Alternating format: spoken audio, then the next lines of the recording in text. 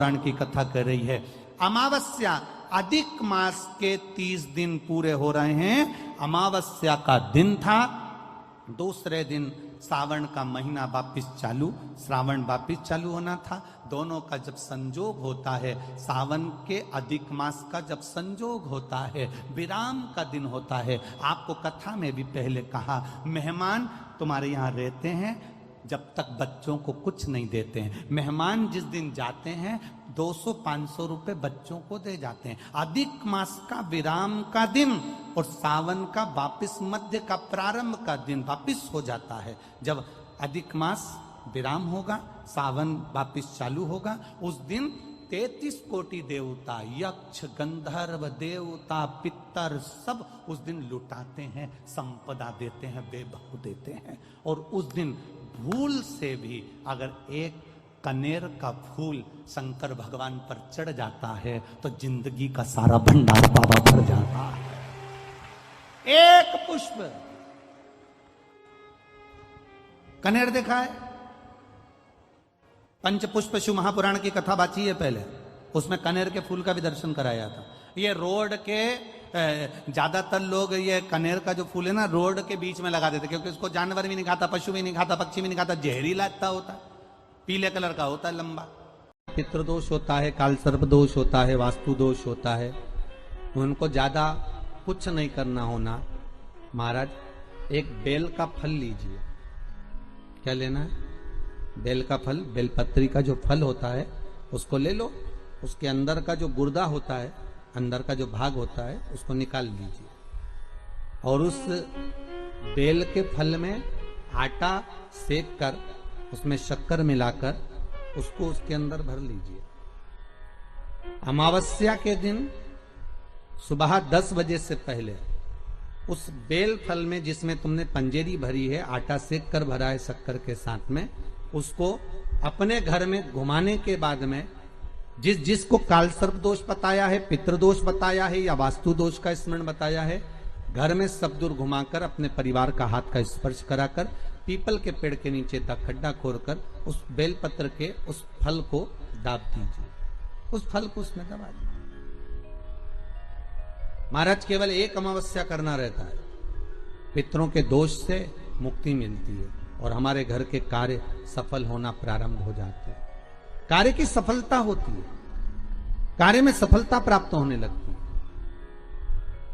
हम तो कई बार कहते हैं महाराज जी, अगर ऐसा लगे किसी औषधि को आप ले रहे हैं, मालूम पड़े कि औषधि आपको लग नहीं रही है, शिव महापुराण की कथा करेंगे, मान लो औषधि आपको नहीं लग रही, आपने औषधि बहुत दिनों से ले रहे हो, कोई दवाई, मान लो आप किसी भी दवाई को ग्रहण कर रहे हैं और वो औषधि लगी नहीं रही है, वो शरीर को लगी नहीं पा रही और आप ठीक ही नहीं हो पा रहे, 15 दिन हो गए, 8 दिन हो गए, बताओ, उतना की उतना ही कैटरीना है, उतना ही उतना अपना भरा हुआ, वही की वही लीवर, वही की वही किडनी, वही की वही स्मरण, सभी कुछ वही वही है,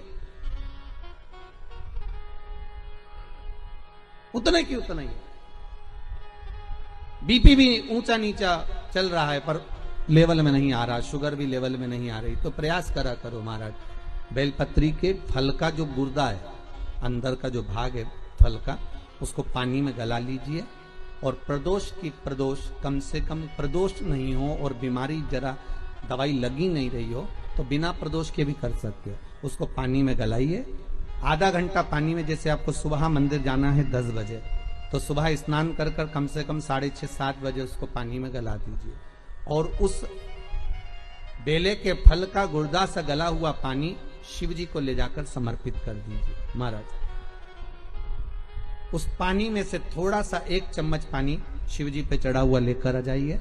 उस पानी को जो बीमार व्यक्ति है उसको औषधि देने से पहले मात्र आधी चम्मच से भी आधा चम्मच उसको दे दीजिए। भगवान शंकर का श्री शिवाय नमस्तुभ्यम का जाप कर कर उस पानी को देने के बाद अगर आप औषधि देंगे तो ये पक्का है कि औषधि अपना कार्य करना प्रारंभ कर देगी और वो स्वस्थ होना प्रारंभ हो जाएगी, वो स्वस्थ हो।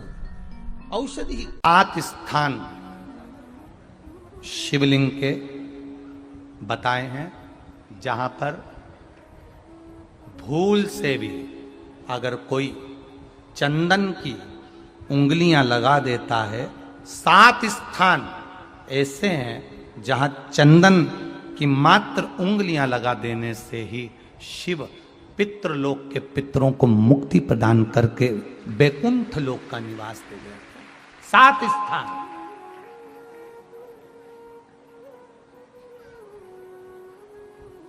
और वो 7 स्थान जो चंदन के बताए गए, पहला भगवान देवाधिदेव महादेव के शिवलिंग पर चंदन का लेपन।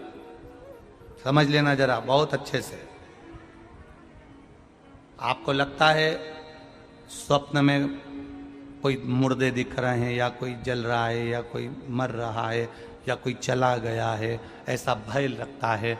बच्चों को मानी भेजूंगी ऐसा हो जाएगा, पति को मानी भेजूंगी ऐसा हो जाएगा, कोई हमारे कोई गलत तो नहीं कर रहा है, आपको लगता है। 7 स्थान चंदन के बताएं महाराज।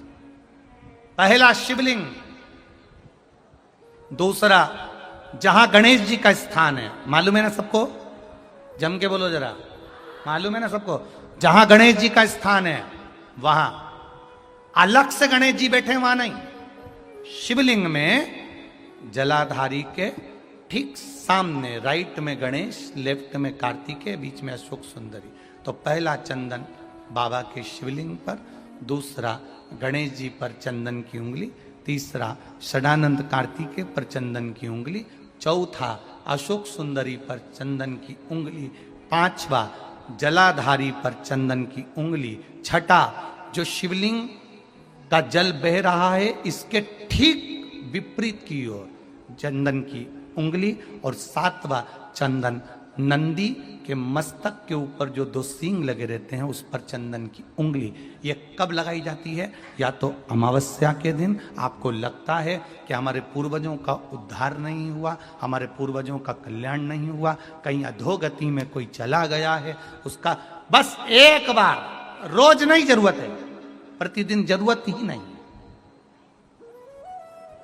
महीने में एक बार अगर अमावस्या के दिन भी आपने चंदन के थोड़ा सा चंदन अगर मेरे देवाधिदेव महादेव को 7 स्थान पर समर्पित किया है।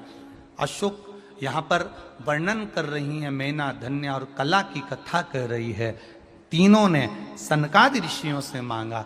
चंदन भगवान को अति प्रिय होता है, और चंदन ही एक ऐसा होता है जो पितरों को भी प्रिय होता है, जिसका स्पर्श मात्र लगने से पूर्वजों का कल्याण हो जाता है, वो चंदन का स्पर्श। कुशा जानते हो सब लोग? जितने लोग आस्था चैनल पर कथा सुन रहे, कुशा जानते हो कि नहीं जानते? डाब, कुशा, कुशा का आसन।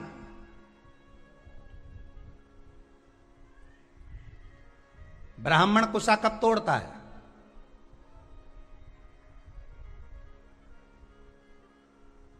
ये कुशा कब तोड़ी जाती है? केवल अमावस्या को, केवल अमावस्या। अन्य अमावस्या पर तोड़ेगा तो 1 महीने तक चलेगा।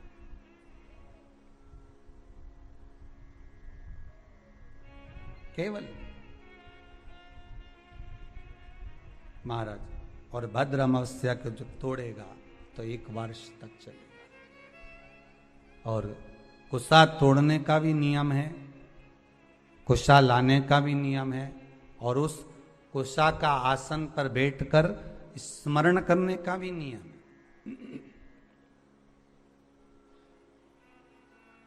कुशा का आसन पर बैठने का भी नियम है। ये जो बाजार में जो कुशा के आसन मिलते हैं, आप अगर बोलकर बनवाएंगे कि हमको बिल्कुल ओरिजिनल कुशा का आसन चाहिए, हमको असली कुशा का आसन चाहिए, तो आपको प्राप्त होगा। जिनके चेहरे पर आंखों के नीचे कालापन हो जाता है, कुशा का आसन वहां भी काम आता है। कि आप थोड़ी देर, आधा घंटा, 20 मिनट, 25 मिनट जब भगवान की सेवा कर रहे हो, कुशा के आसन पर बैठ जाइए। आपको किसी क्रीम की जरूरत नहीं पड़ेगी, किसी आपको पाउडर की जरूरत नहीं पड़ेगी। आप कुशा के आसन पर बैठकर भगवान का भजन करो। जितनी देर बैठ सकते हो उतनी देर कुशा के आसन पर बैठो। 4 दिन, 8 दिन, 15 दिन कर कर देखना, आंखों के नीचे से कालापन समाप्त हो जाएगा। कुशा के आसन में वो तेज बल होता है कि नेत्र की ज्योति भी बढ़ा देता है। कुशा के आसन में वो बल होता है कि आदमी के नेत्रों पर जो चश्मा चढ़ा होता है वो तक समाप्त हो जाता है।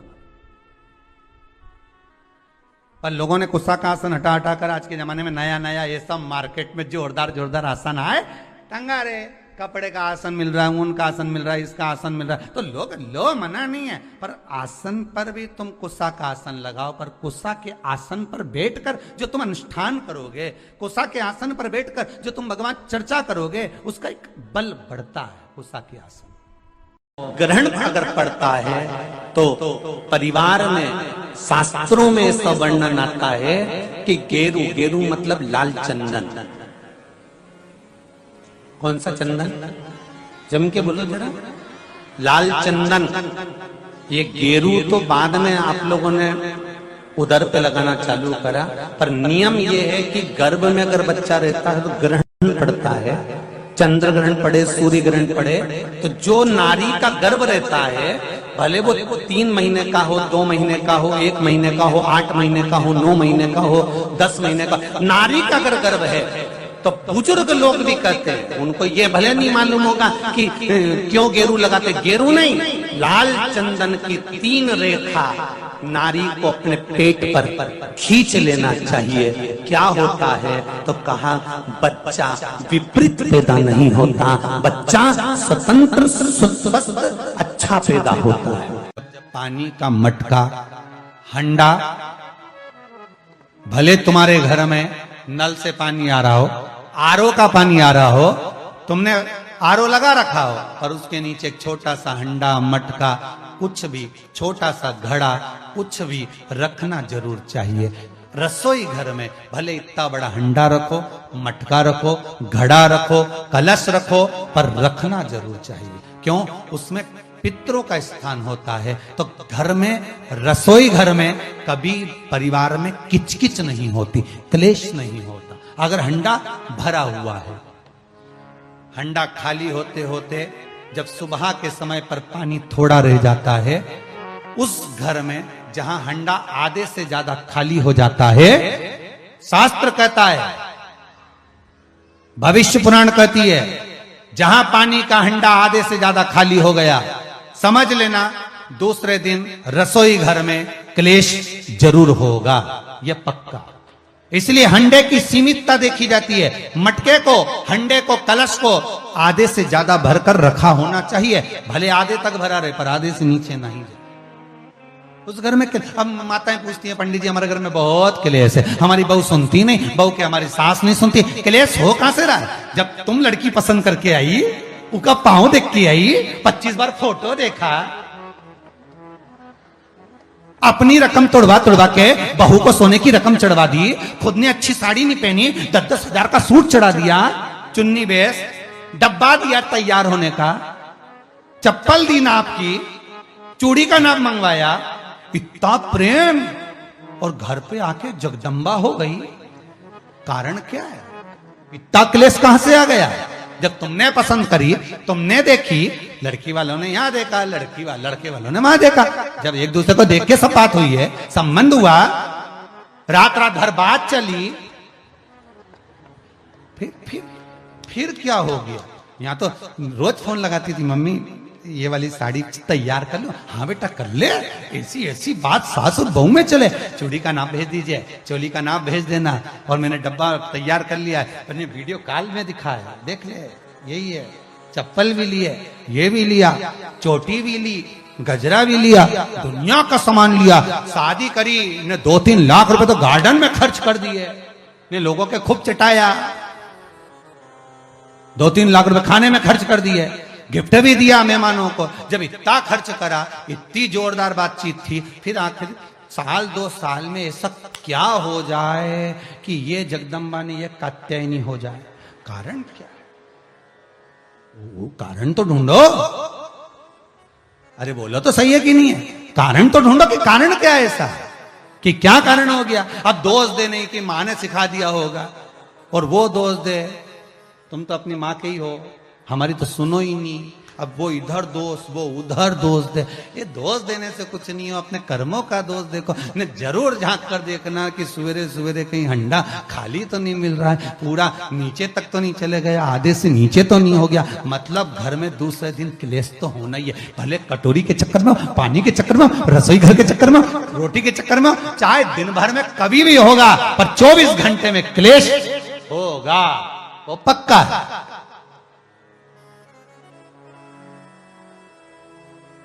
थोड़ा भरा। क्यों भरकर रखा जाता है मटका? क्यों भरकर रखते हैं हंडा?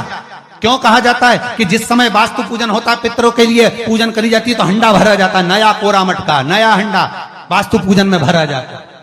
क्यों? और जब पंडित जी सिर पे मंगवाते हैं, नारी भर कर लाती है, गृह प्रवेश होता है, भरा हुआ मटका, खाली नहीं भरा। और जब भरवाते तो इतना भरवाते कि उसका पानी उंडेलना चाहिए। वास्तु पूजन का नियम है, जिस समय मटके को भरकर लेके आते हैं घर के अंदर, कलश भरकर लेके आते हैं, वास्तु प्रवेश करते हैं, गृह प्रवेश करते हैं, तो मटका इतना भरा जाता है, उसका पानी बाहर ढुलना चाहिए।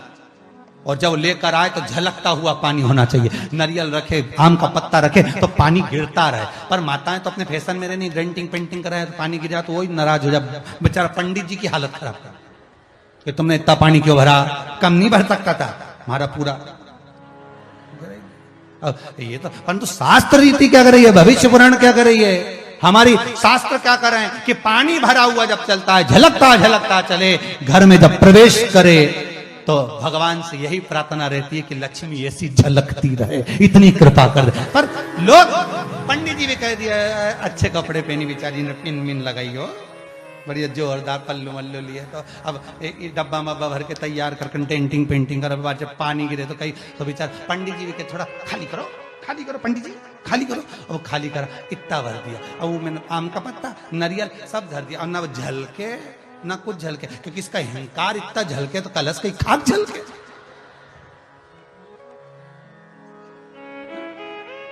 ये तो गृह प्रवेश कर रही तो अपने आप को ऐसी समझ रही कि महारा बराबर कोई नहीं बनाया, ऐसी। और ऊपर से के फोटो खींचना, फोटो खींचना। अभी इसका अहंकार इतना झलके तो कलश के खाक झलके। अब जो झलकना है वो तो झलका ही नहीं, न झुमका झलका, और कहा मतलब का झलका है, सो झलके सो। कई माताएं कहती हैं हम भी पशुपति व्रत करें पर भगवान ने हमारी नहीं सुनी। कई माताएं कहती हैं हमने भगवान शंकर का पशुपति व्रत करा पर शिव जी ने सुना नहीं। कई माताएं कहती है हमने भी पंडाल में बैठकर कथा सुनी, भगवान शंकर ने हमारी नहीं सुनी। और हमारी पड़ोसन को हमने बताया कि शिव जी को ये चढ़ा दो, शंकर जी को ये चढ़ा दो, शंकर जी का पशुपति व्रत कर लो, शंकर जी की आराधना करो, शंकर जी की स्थापना कर लो, शंकर जी का। और उसने कर लिया, उसका हो गया, उसने किया और उसका हो जाता, और हमने करा और नहीं। तो कभी कभी ऐसा होता है, कभी कभी ऐसा हो जाता है।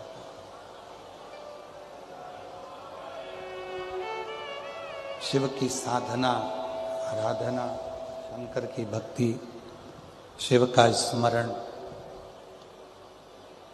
होते हैं। कई लोग कि पशुपति व्रत करा नहीं हुआ, मंदिर जाते जाते इतना समय हो गया नहीं हुआ।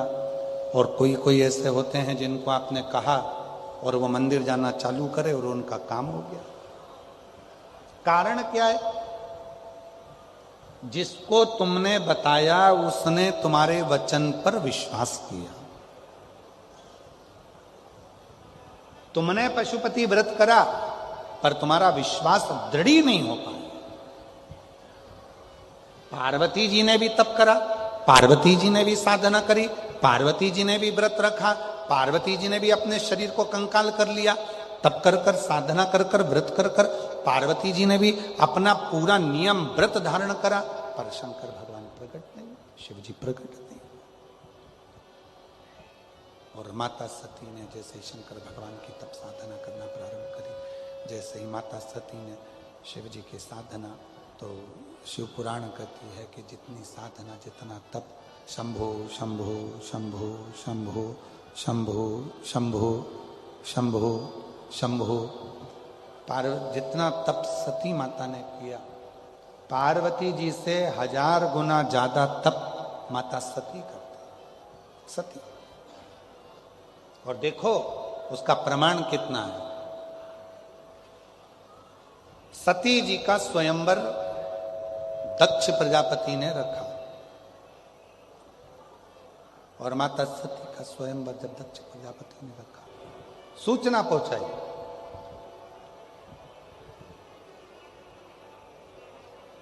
सती माता के पास में सती जी के उस स्वरूप का आनंद कर कर सारे नगर में सब दूर सूचना दी गई, सब जगह, और सूचना दी कि सती का स्वयंवर है, सती का स्वयंवर।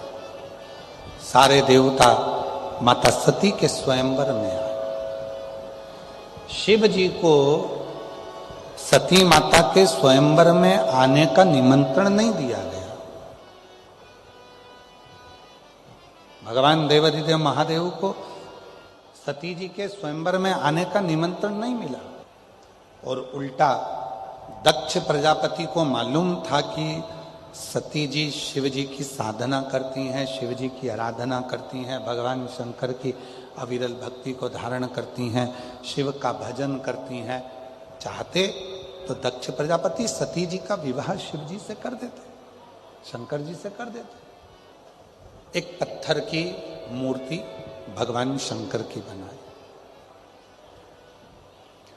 और पाषाण की मूर्ति बनाकर, पत्थर की मूर्ति बनाकर दरवाजे पर द्वारपाल बनाकर शिव जी को खड़ा कर दिया।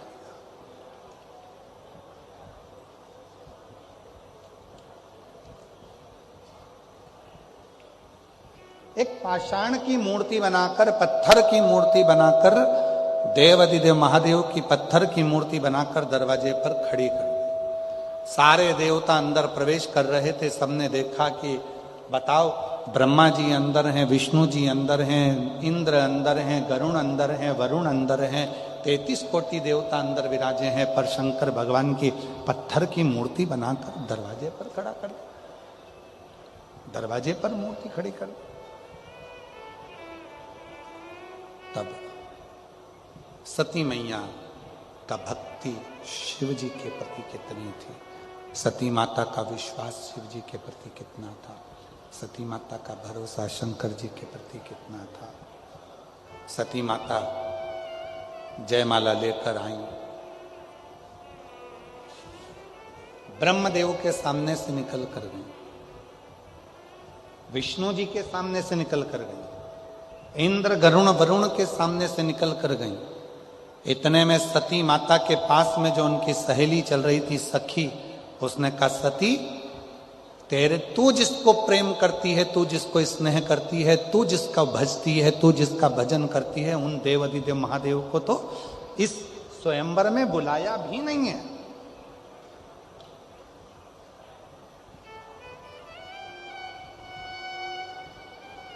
इस स्वयंवर में शंकर भगवान को नहीं बुलाया, देवाधिदेव महादेव को नहीं बुलाया,